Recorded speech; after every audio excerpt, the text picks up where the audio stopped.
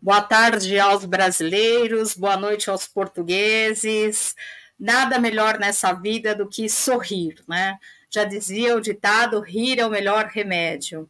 E aí, como semana passada nós falamos sobre um tema bastante complicado, né, que é a questão do suicídio, e a doutora Silvia, ela teve muito aquela preocupação de dizer que eu gosto de pagar mico e fazer as pessoas darem risada no programa com as minhas cantorias.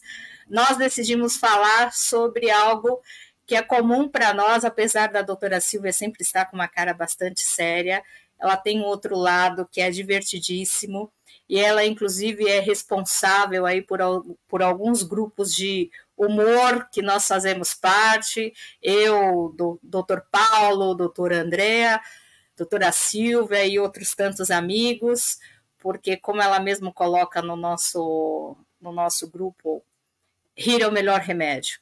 Então, nós vamos falar hoje sobre a importância do humor nas questões de saúde mental, mas eu diria que para além disso, né, a importância do humor para nós lidarmos com qualquer situação nas nossas vidas. Então, doutora Silvia, com esse sorriso maravilhoso que você tem, com as suas piadas que nós rimos bastante, as nossas piadas internas, né, inclusive, os olhinhos virados e coisas afins, nós vamos começar o programa de hoje. Então, boas-vindas, doutora Silvia, a palavra é sua. Olá, boa noite, Soeira, boa noite a todos. Pois é, então, depois da tempestade vem a bonança, não é? Depois de temas tão complicados, achei por bem aliviar um bocadinho e falar do humor, até pela importância que ele realmente tem e que muitas vezes não lhe é dada. E importa dizer, realmente, em concordância com aquilo que a Soeira já, já começou a por vos contar, que realmente muitas vezes digo que o humor salva-me, porque veremos um pouco mais à frente quais são realmente os impactos, as várias ordens de importância que o humor tem na nossa vida e principalmente na nossa saúde mental, que é sempre aquilo que me importa, e por isso daí a Seira dizer que eu estou muitas vezes séria ou com uma cara séria, tem muito a ver com os temas que nós estamos a abordar, como é óbvio, mas isso não invalida de modo nenhum que eu não dê importância ao humor.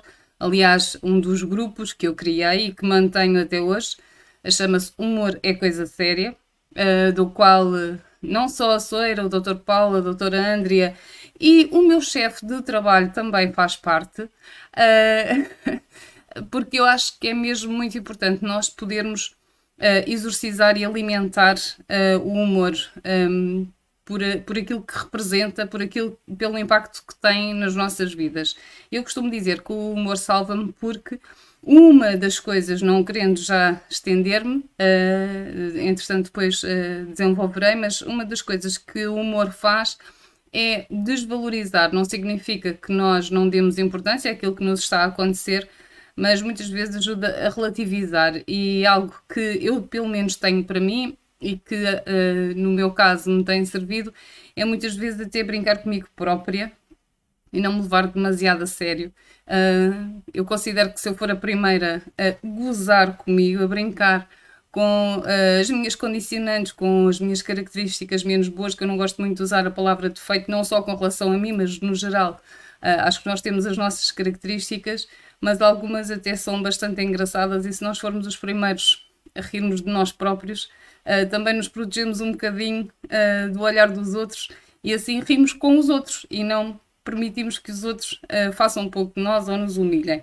É importante que também façamos o mesmo com os outros, que brinquemos e é importante também definir a linha do humor, não é? E às vezes é isso que melindra as pessoas, porque deixa de ser engraçado quando magoamos as outras pessoas. Soeira. Silvia, eu acho que você colocou um ponto que é bem importante, né? O humor ele só existe quando os dois lados, né, ou todas as pessoas ao redor, elas podem rir daquela situação. Um humor que de repente entristece alguém não é humor. E essa questão das nossas formas de pensamentos e de encarar a vida, ela acaba impactando não só na nossa saúde física, como também na nossa saúde mental. Eu li algum tempo atrás, há bastante tempo, não sei se você teve acesso a isso, Silvia, aqui, tá? Foi feito um estudo que o nosso cérebro, como o nosso corpo, ele começa a viciar em emoções. Então, se você constantemente se coloca numa situação de estresse, mesmo quando não há estresse, o seu cérebro começa a criar tensões e situações de estresse para manter você naquele estado, né? Então, se nós temos esse condicionamento para emoções ruins, por que não começar a pensar nessa questão de condicionarmos as nossas emoções, os nossos cérebros para coisas positivas, como você falou? E até em meio a situações, temas bem complicados, porque, por exemplo, semana passada nós tratamos de temas bem difíceis, né? Particularmente para mim, naquela semana, foi a semana onde a minha amiga, minha pupila, enfim, tomou essa atitude, mas eu achei muito curioso que depois, né, assim, quando eu comecei a pensar sobre o que aconteceu no programa, a leveza que nós conseguimos dar no assunto, e mesmo os momentos que nós conseguimos rir, né? Porque eu fiquei rindo muito tempo depois, quando você me disse que você veio com aquela sua piada de humor inteligentíssimo que você tem, de dizer que eu venci a menina pelo cansaço, né? Não pela... A minha estratégia foi vencer a menina pelo cansaço e eu, o doutor André e o doutor Paula, aí ficamos horas depois rindo, pensando exatamente nessas suas sacadas de humor. E aí, pensando também nessa questão do nosso cérebro ficar viciado em emoções recorrentes, eu também lembrei de uma história que eu assisti de uma americana que ela foi diagnosticada com câncer, e aí ela decidiu, bom, se eu vou fazer um tratamento, eu não sei se eu estou disposta a ter que vivenciar todos os contrapontos que esse tratamento com químio e rádio vão gerar. Então, já que eu vou morrer mesmo, eu vou permanecer esse período, então, só fazendo coisas que eu gosto, viajando. E ela disse que ela passou os dias dela assistindo filmes de comédia. E tendo se passado uns 6 meses, ela voltou para o hospital porque ela apresentou um quadro de melhora e, por incrível que pareça, os médicos diagnosticaram a cura dela. Então, ela fala no testemunho dela que ela se curou através do riso, porque ela resolveu passar digamos que seriam os últimos meses dela, fazendo coisas divertidas e assistindo comédias, enfim. Então, eu acho que isso também é uma prova do quanto essas nossas emoções acabam impactando, inclusive, no nosso aspecto físico. Então, doutora Silvia, como é que essa questão do humor ajuda nos tratamentos dos pacientes que você acompanha no dia a dia?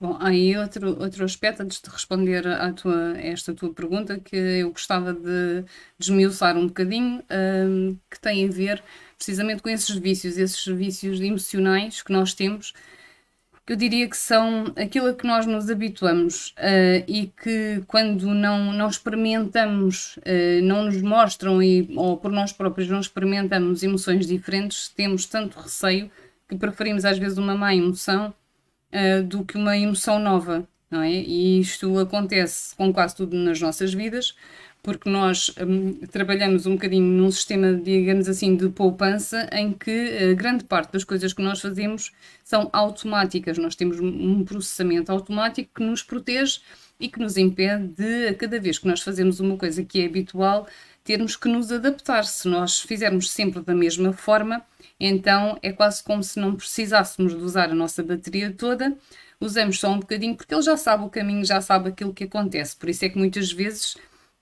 nós, quando costumamos fazer sempre um caminho literalmente falando, e por alguma razão naquele dia precisamos de ir a outro sítio, quando damos conta já estamos a ir pelo caminho que era habitual.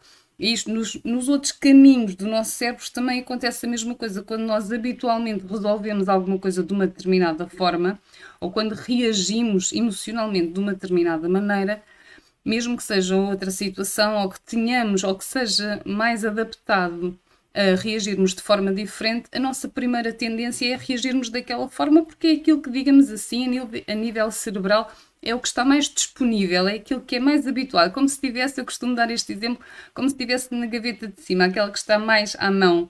E, portanto, é aquela a nossa primeira resposta. Agora, não significa que seja a mais conveniente, ok? E por isso é que quando estamos viciados em determinadas emoções, não é necessariamente mau, desde que essa emoção não seja desadaptada ou desajustada à situação. E aquilo que nós vemos, e é importante vermos hoje, é que para uma emoção negativa, ou para uma situação negativa, melhor dizendo, não temos necessariamente que ter uma reação emocional negativa. Por vezes, e volto a dizer que o riso ou o humor muitas vezes salva-nos, porque mediante uma situação negativa nós podemos perfeitamente ter uma reação de humor, às vezes de incredulidade, não é? De não estarmos a acreditar naquilo que está a acontecer ou de ridicularizarmos aquilo. Pode ser, não quer dizer que seja a nossa resposta final, mas muitas vezes uma resposta emocional de humor pode ser como um amortecedor para a situação. Nós não estamos preparados para uma determinada notícia, naquele momento é a nossa reação, mas não significa que seja essa a nossa resposta final, simplesmente é precisamente como se fosse uma almofada, não é? Um sistema amortecedor daquilo que depois, digerindo, não é? A informação, nós depois vamos tentar então refletir qual será a resposta emocional que seja mais adequada. Agora, quando tu me perguntas já muito diretamente que impacto é que isto tem, por exemplo, nas pessoas que eu acompanho, olha, temos que ver muitas coisas, não é? Porque o riso é algo que pode ter uma reação, pode ser resultado de uma emoção espontânea, não é? Pode ser uma reação espontânea a alguma coisa, mas também, pegando naquilo que tu disseste, se nós nos habituarmos e estimularmos essa nossa parte mais humorística, estando, por exemplo, num grupo, costumando dizer piadas, ouvindo ou assistindo a programas que tenham esse caráter humorístico, por exemplo, ou seja, nós estamos a estimular essa nossa parte do humor, essa nossa parte também fica mais disponível. Anteriormente era uma parte mais negativa, mas se nós estimularmos outra parte, é essa que passa a ser mais automatizada ou pelo menos mais disponível e, portanto, essa é quase como se fosse uma resposta artificial, que não é o nosso natural, mas que passa a ser assim. Esta é uma parte. Não tem que ser necessariamente mau, às vezes as pessoas dão uma conotação muito negativa quando nós trabalhamos para ter um determinado comportamento, nos esforçamos para sermos de maneira diferente. Eu, naturalmente, também não me apetece ir ao ginásio. É sempre uma questão artificial, é uma coisa que eu me esforço. Agora, se eu souber que é para o meu bem, qual é que é o problema de fazer uma coisa que é artificial? Se eu for fazer aquilo que a minha natureza me diz, se calhar eu não me levanto para ir a lado nenhum, não é? E não quer dizer que isso seja o melhor para mim. Da mesma forma que se nós falarmos em alimentação, se eu for comer só aquilo que me apetece, também não é o melhor para mim. Às vezes, estar a comer uma salada, para mim é uma coisa completamente artificial, porque não era nada daquilo que me apetecia. Mas, se eu sei que é o melhor para mim, não é? Eu vou fazer aquilo, pelo menos inicialmente, de uma forma artificial, até que aquilo depois já passe a fazer parte de mim. E as nossas decisões em termos das nossas reações àquilo que acontece também pode ser trabalhado, também pode passar por aí. Esta é uma parte que é importante. Depois, quando tu falaste no impacto que tem então o humor, por exemplo, no tratamento das pessoas que têm algum tipo de perturbação mental, e se nós falarmos daquilo que mais é solicitado em termos de apoio, e estamos a falar de ansiedade e depressão, não é? São perturbações muito recorrentes em termos de consulta de psicologia, obviamente que tem um impacto enorme, porque se nós pensarmos que em todas as vantagens que tem nós rirmos, porque o facto de nós rirmos, por si só, em termos químicos, liberta endorfinas e serotonina, que é aquilo que faz com que nós nos sintamos bem, com que sintamos alegria, com que tenhamos prazer. Tanto é assim que existem alguns químicos, não é? Algumas drogas que, inclusivamente em termos de medicação também, que é isso que promovem, não é? Agora, se nós estivermos a pensar em algo que é natural, não é? Que é positivo e que ainda por cima é isso que provoca no nosso cérebro, então, excelente. Então, façamos por isso, não é? Então, arranjemos uma forma de estimular isso no nosso cérebro para que isso esteja presente e que, eventualmente, não seja até necessário recorrer a outras bengalas, como alguma medicação, para que isso aconteça. Então, já sabemos que isto é um dos impactos que tem no nosso cérebro, e quando nós libertamos isso, então se nós pensarmos que eu tenho sensação de bem-estar, eu sinto alegria e também sinto prazer, então automaticamente eu vou diminuir a minha tristeza, as minhas preocupações, o meu impacto ao stress e, como já disse anteriormente, vou ainda também, se calhar não vou utilizar o termo desvalorizar, mas sim o de relativizar a importância que eu dou a determinada situação. Vou encarar aquela questão que me está a acontecer de uma forma mais relativa e não lhe vou atribuir tanta importância, ou pelo menos uma importância tão negativa, como aquela que eu iria dar se eu não estivesse a usar o riso a meu favor. Portanto, já vemos aqui muitos benefícios do riso, não é? Depois, podemos falar um bocadinho mais à frente no impacto também a nível físico, propriamente dito, e emocional. Sara.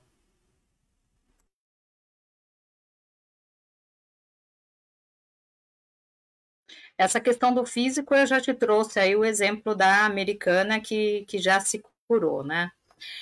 Mas você falou uma coisa, Silvia, que eu também achei bem interessante, que é assim, é a capacidade de nós rirmos de nós mesmos, né? Quem é que não consegue rir de si mesmo? Isso é uma coisa que eu queria te perguntar. Em que condições as pessoas não conseguem rir de si mesmo? Porque, por exemplo, uma pessoa que tem um perfil narcisista não consegue rir de si mesma, né? Porque, afinal, ela é perfeita, ela é um deus, então é impossível que ela ria de si mesma. Uma pessoa que tem, como você colocou, alguns transtornos, ela tem uma dificuldade de riso, apesar de que muitos casos, inclusive, que resultaram em suicídio, aí nós temos alguns exemplos aí de bandas de rock, que as pessoas eram cantores muito risonhos, sempre pareciam de bem com a vida e acabaram cometendo esse ato, né, do suicídio. Eu acho que pessoas com problemas de baixa autoestima, que na verdade o narcisista ele é uma pessoa com uma altíssima baixa autoestima, muito contrário daquilo que ele tenta passar de impressão.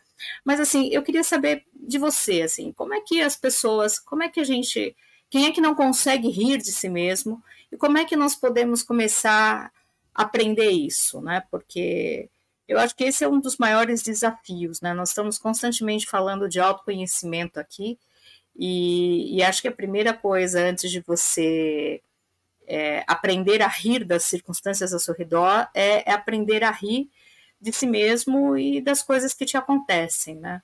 Como é que nós conseguimos trabalhar essa questão, Silvia? Ora, como tu disseste muito bem, existem alguns perfis, nomeadamente o narcisista, que podemos estar a falar numa linguagem um pouco mais corriqueira, uma pessoa que é egocêntrica, que só pensa em si própria. A base de alguém que tem um perfil assim é alguém extremamente inseguro, como tu disseste muito bem, alguém que tem uma baixíssima autoestima, que normalmente tem sempre a ver com duas questões, que falo sempre sobre isto, que tem a ver com a componente inata e com a componente adquirida, não é? Pode ser do seu perfil por si mesmo, mas também, obviamente, que pode ter a ver com o contexto em que está inserido, da família em que realmente foi criado e educado, e que, portanto, condiciona ou faz com que construa esse tipo de perfil. E, portanto, uma pessoa que tenha uma baixa autoestima, aquilo que vai fazer é proteger-se ao máximo. vai achar que tudo aquilo que acontece à sua volta tem a ver consigo, que as pessoas quando estão a olhar para ela, quando estão a rir dela, quando estão a falar dela e, portanto, ela está no centro do universo e não se consegue desprender disso, não é? Um excesso de proteção, uma vez que se sente desprotegida, é ela própria que se vai proteger. E isso, obviamente, que é algo que tem que ser trabalhado, não é? Que tem que ser trabalhado psicoterapeuticamente, não tem a ver necessariamente com medicação. A medicação ajuda quando realmente as pessoas não conseguem eliminar alguns sintomas, mas é algo que tem que ser trabalhado na sua raiz, na sua estrutura e que tem que ser trabalhado através da psicoterapia e que, claro, que vai ter um impacto gigante e a pessoa se tem essa necessidade de se proteger e que mesmo sem os outros estarem a fazer nada, já acha que a estão a pôr em causa e que estão a rir de si dela, então ela própria vai ter muita dificuldade em fazê-lo, não é? Posso partilhar aqui um bocadinho da minha história pessoal, não me querendo alongar muito, mas como tu sabes e algumas pessoas sabem, também tive um problema oncológico. Eu era a primeira pessoa a brincar com isso, nunca fiz disso um drama, por, não direi egoísmo, mas acho que por um bocadinho de inteligência emocional, por saber que se alguma coisa me iria beneficiar seria mais o humor do que propriamente eu estar num estado negativo. Se eu sei, não é? Por experiência profissional, que eu estar negativa e com uma indicação depressiva vai-me prejudicar no meu tratamento e na minha cura, então eu tentei, obviamente, virar, não é, um bocadinho o rumo da situação e brincar muitas vezes com isso, o que eu faço até hoje, e acho que é o mais importante, porque para além dos benefícios que traz, também nos traz leveza, não é? Lá está. A situação existe, o problema existe, nós não o conseguimos modificar, mas conseguimos modificar o olhar que nós temos sobre ele e conseguimos que isso não seja uma carga tão pesada para nós. E se toda a gente conseguisse fazer isso era ótimo, infelizmente nem todas as pessoas o conseguem fazer. Quando não o conseguem fazer sozinhas, peçam ajuda, porque a psicoterapia também ajuda a fazer isso, porque essencialmente, repetindo propositadamente, aquilo que nós fazemos em psicoterapia, entre outras coisas, é ajudar na atribuição de significados corretos. E os significados corretos são aqueles que nos fazem bem, não é? Aqueles que nos libertam do sofrimento. É para isso que serve precisamente a psicoterapia. Agora, em termos físicos, obviamente que tudo aquilo que acontece a nível cerebral tem um impacto físico, não é? Porque nós libertamos todas as nossas hormonas e tudo mais, que eu não quero entrar em pormenor porque é um bocadinho mais chato, mas aquilo, por exemplo, uma coisa tão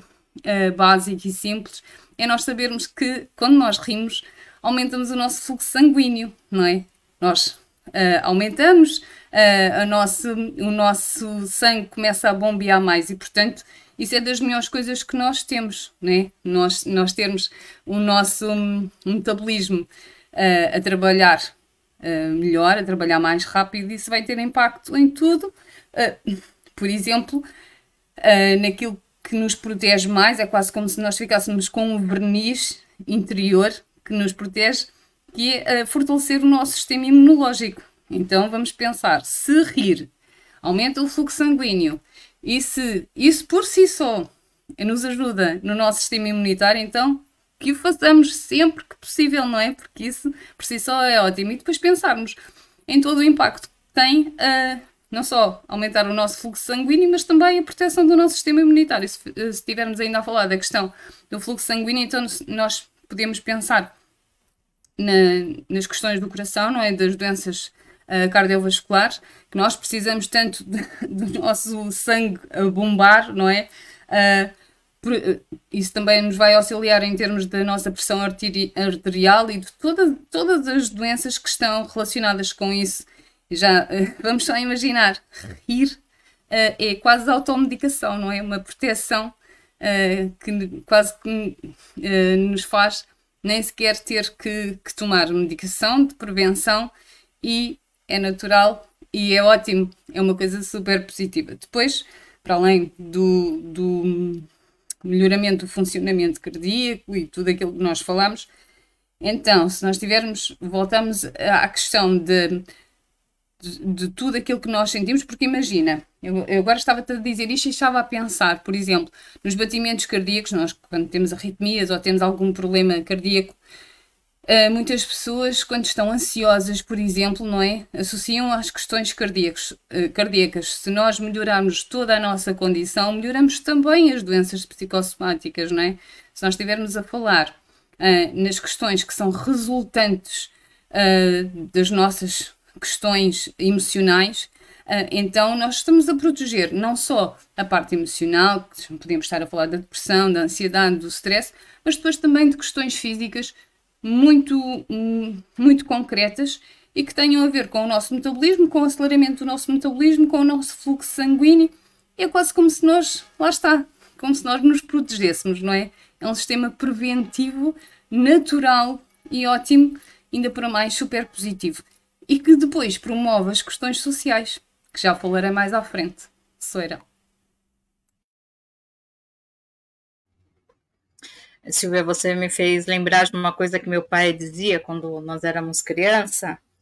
Eu não sei se é exatamente esse número, tá? Porque, obviamente, minha memória falha, mas ele costumava dizer assim, tá?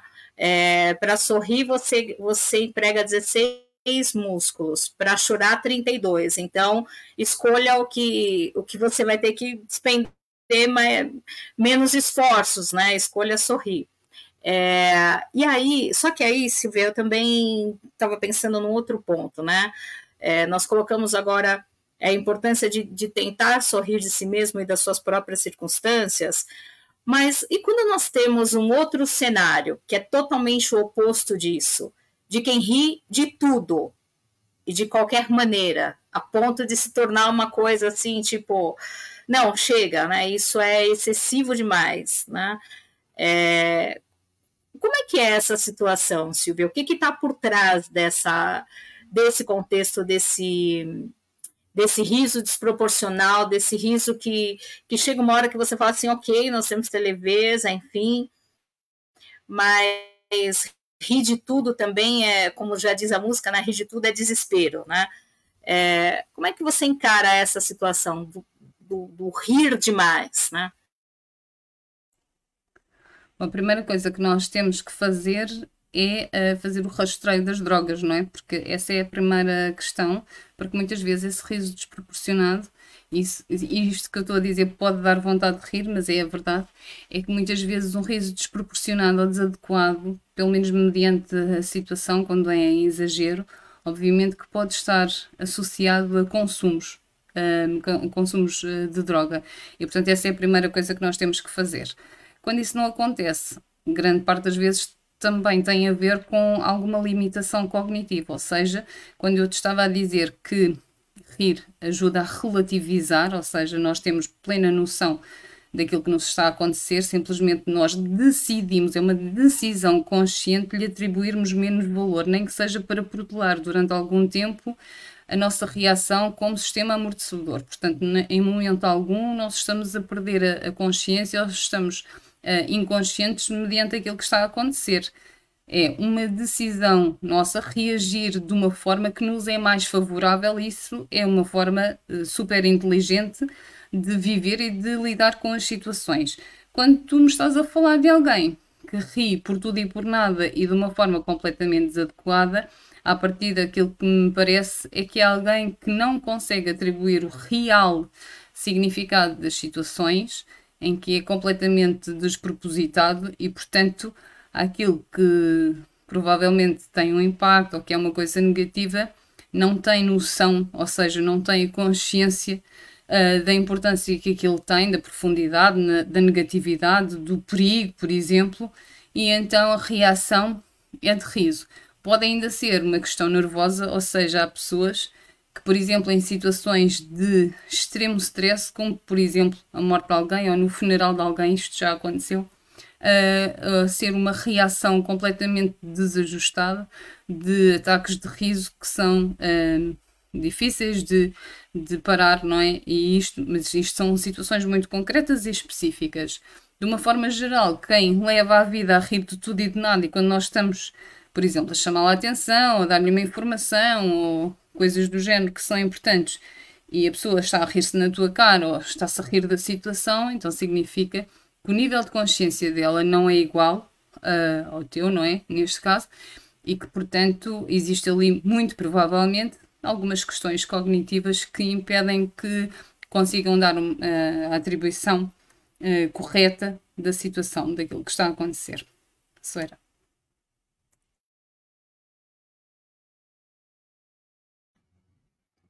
Silvia, eu queria mudar um pouquinho o foco da questão do riso agora, até para um contexto, quando nós falamos aí de empreendedorismo, de liderança de equipes, enfim. Equipes com líderes mais bem-humorados, eles são mais produtivos? Ou mesmo filhos, né, ou cônjuges, ou amigos mais bem-humorados, assim, torna a vida mais produtiva? Você enxerga dessa forma? Agora, já colocando outra pergunta também, porque eu sei que você não gosta de se estender tanto, mas, assim, já aproveitando o gancho e colocando uma outra pergunta, pelo menos aqui no Brasil, eu vejo um número crescente de stand-ups, né? Que são esses programas aí, são esses eventos de comédia, enfim, nós tivemos aí um número crescente de apresentações dessa natureza, né? Aqui como é que você pensa também essa questão desse número grande aí de comediantes de stand-up que vem surgindo, né? Como é que você enxerga dentro desse nosso contexto de sociedade, como é que você tem visto essa questão do humor e por que nós temos hoje um número crescente de comediantes aí atuando nesses contextos de stand-up? Bom, as reações vão surgindo consoante a necessidade, não é? O produto vai surgindo consoante a necessidade e acho que a nossa sociedade pede, urge realmente alguns escapes. E, infelizmente, muitos dos escapes atualmente são artificiais, são tóxicos. Os stand-ups e o riso é algo super natural e é benéfico para a nossa saúde e, portanto, não deixa de ser um momento de evasão para as pessoas que assistem e que nós temos sempre tendência a repetir uma emoção positiva, uma emoção que nos deu prazer, não é? Por isso é que, infelizmente, muitas vezes as pessoas caem em situações que não são boas para elas. Neste caso em concreto, não há nada de mal em quererem repetir uma sensação que lhes deu prazer e como nós já vimos, como eu já expliquei, o riso provoca-nos uma sensação de prazer por aquilo que ativa no nosso cérebro e, portanto, há essa necessidade de procurar a repetição dessa sensação de prazer. Daí haver esta necessidade. Depois também nós estamos a atravessar uma fase em que nos pomos também muito em causa, não é? Porque acontecem tantas coisas novas e tanta informação nova e também quase nos levam a aceitar coisas que nós já não sabemos se somos nós que estamos a ser demasiado quadrados ou se efetivamente aquilo que nós achamos ridículo é ridículo, não é? Até temos medo já de criticar alguma coisa ou de não aceitar alguma coisa. Eu aqui há uns dias dizia à minha filha, vamos com calma, está tudo muito bem nós sermos liberais, eu até acho que sou open mind, como se costuma dizer, mas se eu agora tivesse uma filha que me chegasse a casa e dissesse, oh mãe, eu identifico-me com um elefante, eu acho que no fundo sou um elefante, eu acho que não teria que aceitar isso só porque ela me está a dizer, não é? Porque existe um limite entre aquilo que nós conseguimos de uma forma natural aceitar e daquilo que passa a ser ridículo. E acho que também daquilo que eu vejo nos stand-ups, nós também percebemos que algumas coisas que nós temos dificuldade em aceitar, independentemente de serem legítimas ou não, mas daquilo que nós consideramos ridículo, depois, ao serem, por exemplo, trabalhadas nos stand-ups, nós temos uma sensação de identificação. Calma, afinal não sou só eu que acho isto ridículo, não sou só eu que estou com dificuldade em aceitar esta novidade e esta nova sociedade em que quase tudo me é imposto. E acaba por ser ali uma libertação, uma exorcização até dos nossos demónios, de nós acharmos, caramba, o que é que eu estou... Será que eu estou a ser picuinhas? Será que eu estou a ser demasiado exigente? Será que sou só eu que tenho esta sensação relativamente aos meus filhos? ou relativamente àquilo que eu sinto dentro de uma relação, nós conseguimos pôr-nos muitas vezes no lugar das personagens do stand-up e trabalhar os nossos receios e os nossos medos de uma forma leve, porque é através do humor, mas conseguimos pôr-nos em causa, não é? Conseguimos perceber ali que aquilo também nos toca, porque nós também fazemos aquilo, não é? Nós também temos aquele hábito, nós também temos aquela maneira de ser. E sem uma crítica pejorativa e que nos ofenda e que nos agrida, nós, se quisermos, isto é sempre como em tudo, não é? Se nós tivermos inteligência emocional suficiente para o fazer, conseguimos identificar-nos e eventualmente corrigir-nos e conseguindo ainda rir disso. E portanto, eu acho que isso também ajuda a que as pessoas se sintam tão bem a assistir a essa stand-up. Se tu reparares, claro que o humor é sempre o humor tem sempre uma carga um bocadinho sarcástica, não é? Porque é sempre um bocadinho, pica sempre ali, mas obviamente que onde é que ela pica? Onde é que ela faz moça? Naquilo que nos toca a nós, não é? Porque aquilo de estar a falar, por exemplo, de uma situação que nós não vivenciamos, às vezes até nem achamos muita piada, porque aquilo não nos diz nada. Mas se houver uma tendência ou uma situação em que nós nos identificamos, das duas uma, ou nós somos realmente muito intolerantes, e há bocadinho falámos ali dos perfis narcisistas que têm muita dificuldade em usufruir do humor, não é? Porque não percebem que não há mal nenhum em nos rirmos de uma coisa ridícula que nós também fazemos, ou então temos a inteligência suficiente e a resiliência, como a Andrea disse nos comentários e muito bem, de pegarmos nisso, olharmos para nós, eventualmente nos modificarmos ou não, ou conseguirmos perfeitamente viver com essas nossas condicionantes, como eu disse logo no início, com esses nossos defeitos ou as nossas características, às vezes invulgares, não é? Que quem vive connosco diz assim, sério, só tu é que fazes uma coisa dessas, mas que fazem parte de nós e que nós, se a partir do momento, eu digo sempre isto, que seja algo que não nos faça sofrer, nem faça sofrer aqueles que estão à nossa volta, porque não? Nós não temos que ser todos iguais, não é? E se isso ainda por mais provocar o riso nos outros, e melhor ainda, provocar o riso em nós próprios, ótimo, então que continuemos a ser assim.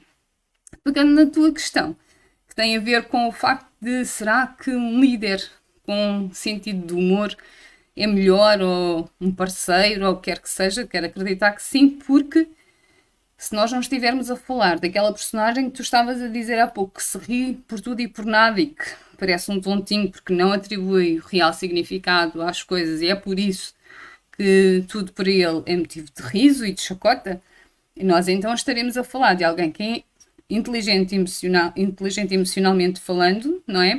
Que tem a capacidade de analisar, tem a capacidade de relativizar e de lhe retirar o peso da negatividade e, portanto, se nós pensarmos nessas características num líder, eu acho que todas as pessoas terão a ganhar, inclusivamente a equipa, não é? Que consegue, através do humor, às vezes até aligeirar aquilo que está a acontecer. Estou a pensar, por exemplo, e eu tenho montes de pessoas que podem testemunhar isso, portanto eu vou falar publicamente e tenho com certeza dezenas de pessoas que podem contrariar ou não, porque tenho a certeza que vão confirmar. Eu, por exemplo, enquanto formadora, que tenho uma postura obviamente diferente daquela que tenho enquanto psicóloga, enquanto formadora que estou de alguma forma a gerir uma equipa, ainda para mais que praticamente eu só dou aulas a adultos, eu uso muito do humor para conseguir gerir aquela equipa. Eu brinco a chamar a atenção, a pô-los na linha, digamos assim, mas através do humor e consigo, por exemplo, muito com o sarcasmo, por exemplo, consigo levar a minha avante, que é conseguirmos trabalhar, conseguirmos rir um bocadinho e conseguirmos todos estar motivados naquilo que estamos a fazer. E, portanto, eu acho sempre que também aí o humor ajuda-me muito, porque é um auxiliar para mim. Agora, volto a reforçar, porque acho que é mesmo muito importante, que nós temos que ter muito cuidado quando usamos o humor. Porque o humor, quando é usado com os outros, se nós estivermos a falar de uma equipa, estamos a falar de outras pessoas, nós temos que perceber quais são os limites. Quando é que deixa de ser engraçado para as outras pessoas, quando é que é muito engraçado para mim, mas quando eu, sem querer, obviamente, mas já estou ali a roçar a ofensa relativamente à outra pessoa, e aí já deixa de ser humor para ser outra coisa qualquer que não interessa, e aí eu já não o posso utilizar.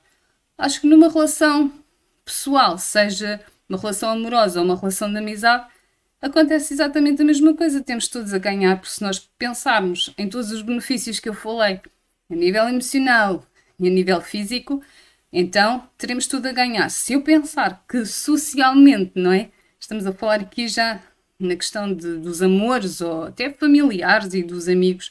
Se eu pensar que o riso, as piadas, as brincadeiras me trazem cumplicidade com aquela pessoa, porque nós sabemos do que é que estamos a falar, fomos nós que libertamos ao mesmo tempo uma sensação de prazer e, portanto, nós vamos querer repeti-la. Quantas vezes é que nós repetimos uma piada ou relembramos uma situação onde nós nos rimos e já repetimos aquilo não sei quantas vezes. Olha, lembras-te daquela situação? E vamos lá novamente. Porquê? Porque nós queremos ir àquele sítio da nossa cabeça, àquele sítio que nos levou a rir, que nos levou a ter aquela sensação. E isso promove a cumplicidade e a intimidade com aquela pessoa. E, portanto, obviamente que isso socialmente, seja nos amigos, na família ou a nível amoroso, só traz benefícios. Soira.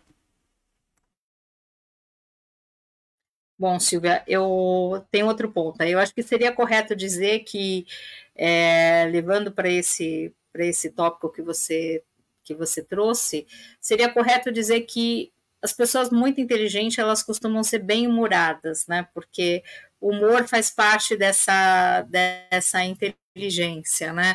Tipo, algumas sacadas que a gente tem, ou mesmo isso que você falou de cumplicidade, por exemplo, semana passada que nós desatamos de rir quando você fez um comentário, porque nós já conhecemos e já sabemos aí as nossas piadas internas, assim, então precisa de muito pouco para instalar e começar esse riso fácil. Então, assim, essa questão do humor, ela também acaba sendo vinculada muito a uma questão de inteligência emocional e intelectual, não é, Silvia? E aí eu também acho que essa questão do humor, ela também acaba sendo vinculado ao prazer que você acaba encontrando na vida, não é? Eu costumo dizer para as pessoas que trabalham comigo, né, que eu vou para o trabalho para me divertir. E que a partir do momento em que eu começar a fazer um trabalho em que eu não me divirta mais com aquilo, isso perdeu a razão de ser para mim, né? E eu sempre incentivei muito as pessoas da minha equipe a procurar diversão naquilo que elas estavam fazendo, né? Sempre que alguém falava, nós estamos com problema, eu falo, não, problema tem os outros, nós temos a solução, como é que nós vamos encontrar, né? E eu acho que isso é essencial, né? Essa questão de você buscar estar nos lugares pela alegria que isso também te dá. E até semana passada, conversando com uma amiga, ela me trouxe uma situação e eu falei para ela, olha, Andréia, eu tenho o seguinte ponto de vista hoje para mim. Eu sempre observo, às vezes, nada interação. Então, assim, hoje é muito importante para mim sair de cada interação me sentindo bem, me sentindo alegre e com esse contexto de não ser tirado de mim o meu bom humor. E eu coloquei isso para ela, eu falei, eu acho que a sua régua tem que começar a ser dessa forma. Como é que eu tenho saído de cada interação? E hoje eu busco, né, estar com as pessoas que a interação, ela busca exatamente isso, né? Eu já tive situações, mesmo com você sabe disso, de nós estarmos aí com você, com os problemas que você já trouxe, né? Nós já estamos anteriormente, mas não abrimos, né? Hoje você se sentiu bem-humorada para falar sobre o problema que você teve do câncer, né? Nós já passamos por situações de perdas de amigos e tal, enfim, e que, de certa forma, nós conseguimos lidar com leveza, né? Isso é extremamente importante, eu acho que principalmente dentro mesmo do nosso grupo, as amizades que nós fomos formando ali, tem tudo a ver com essa questão da cumplicidade que você fala que nós vamos ganhando, né, com esses momentos de humor. E tem, assim, né, eu acho que o humor, ele realmente ele te resgata de várias situações, né? Até particularmente, eu tenho duas amigas, uma você conhece, que é a Lúcia, que já participou de programa com a gente, e a Kelly, que são duas pessoas, e a Adriana, que você também conheceu, que lamentavelmente faleceu, mas eram pessoas, assim, que todas as vezes que nós começávamos a falar de algum problema, né, como você, nós acabávamos rindo e aquilo virava uma piada tão grande que depois nós ficávamos pensando, qual que era o problema mesmo, né? Tipo, ontem nós estávamos conversando sobre uma situação e eu falei de maneira muito séria sobre o café turbinado e você riu do meu café turbinado, né? Enfim, mas eu acho que são essas interações, e você colocou uma coisa que eu achei fenomenal, que criam a cumplicidade, né? Essas interações de humor, elas começam a formar laços de cumplicidade e essa contribuição na vida do outro, ela acaba sendo tão forte que chega uma hora que realmente nós esquecemos até os motivos pelos quais nós estávamos chorando, porque começam a existir situações ali de que a gente vence não pelo cansaço, né, mas pela quantidade de risos que nós vamos provocando, né? Então, Silvia, particularmente eu quero agradecer pelas inúmeras ocasiões em que nós demos muitas risadas juntas, né?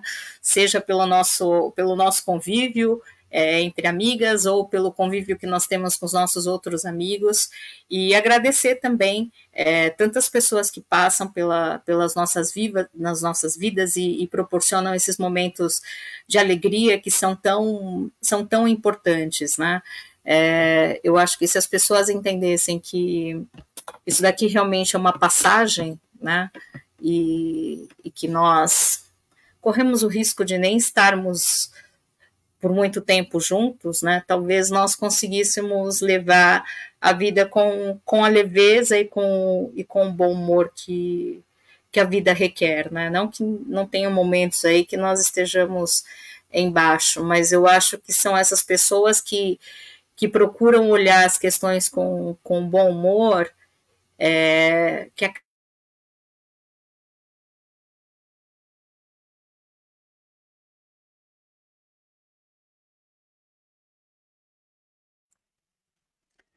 Bom, Soeira, deixei de te ouvir e, portanto, eu vou concluir, até porque já está mais do que na nossa hora. Então, antes de mais, eu quero agradecer à Fátima Pinto, à Andrea Coloa, minha querida Andrea Coloa. Olha, deixei-te ouvir, deixa-me só continuar porque tu ficaste frisada e paraste. Então, eu estava a aproveitar para agradecer à Fátima Pinto, à Andrea Coloa, à Carla Carvalho, ao António Cardoso, pessoas que colaboraram e que enviaram mensagens. Eu agradeço imenso e penso sempre para colocarem questões para nós também termos a oportunidade de esclarecer alguma dúvida aqui. E pegando na questão que tu me colocaste entre ser uma questão de inteligência, eu quero aqui distinguir um bocadinho a questão da inteligência cognitiva e da inteligência emocional, porque existem muitos pensadores, muitos intelectuais que acabam por morrer de depressão, por exemplo.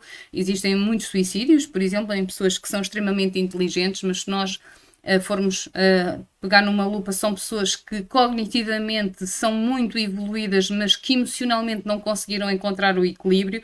Eu acho que para tudo na vida a saúde, a parte saudável é efetivamente nós estarmos equilibrados, é isso que faz com que nós consigamos realmente atribuir a importância que as coisas têm e podem ter na nossa vida. Existem efetivamente algumas situações, como tu disseste e bem, que são penosas, nós não conseguimos abdicar disso, não é? Infelizmente, mas quando tu disseste que eu agora já não me meto em nada que não me dê prazer ou que não me faça bem, quando nós temos essa potencialidade, quando podemos fazê-lo, não é? Quando chegamos a uma altura da nossa vida em quando podemos escolher com quem é que nós queremos estar, isso é a maior riqueza que nós temos. Se nós pensarmos, isto pode ser dito de uma outra forma, em questão, por exemplo, de energias, nós temos a obrigação por nós próprios de procurar alguém que nos transmita boa energia, e alguém que está de bom humor é de certeza absoluta alguém que transmite boa energia, todas as pessoas que nos façam sentir bem são sempre bem-vindas e são essas com quem nós devemos estar. Nós pensamos, por exemplo, às vezes em termos de condições financeiras e todos nós, principalmente em Portugal, aí também com certeza, mas em Portugal estamos a atravessar uma crise financeira gigantesca, mas quando nós não conseguimos melhorar, por exemplo, as condições financeiras, então que melhoremos ou que criemos ou que selecionemos as nossas questões sociais. Se nós pudermos escolher, por exemplo, mediante um mesmo ordenado, um ambiente que nos seja favorável, é completamente diferente e nós sabemos que o ambiente também favorece ou não a nossa saúde mental. Então, se nós tivermos um ambiente em que existe bom humor, com certeza que nos vai permitir termos o nosso equilíbrio emocional, até ajuda na nossa autoestima.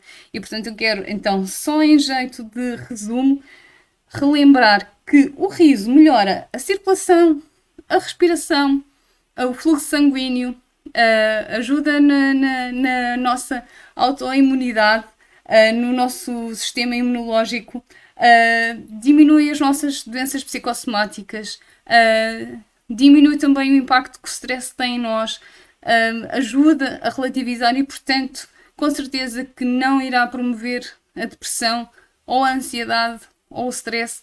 E se nós pensarmos nisso, então vale mesmo a pena rir. E quero-me despedir desta forma, agradecendo-te imenso, agradecendo a todas as pessoas que estiveram a assistir-nos de hoje, foram imensas, uma vez mais, muito obrigada, e para a semana cá estaremos com um tema que nós iremos escolher, ou então vocês irão sugerir. Deixo em aberto. Obrigada, Cera, uma vez mais, por estares comigo. Eu quero ver se a gente consegue aquela pessoa de stand-up lá, que ela fugiu hoje, mas ela não pensa que ela vai fugir não, porque ela vai pelo menos dar uma palhinha de stand-up aqui para nós no próximo programa. Então, assim, deixar o meu beijo carinhoso para todos e, como a Silvia costuma dizer, nos vemos para a semana.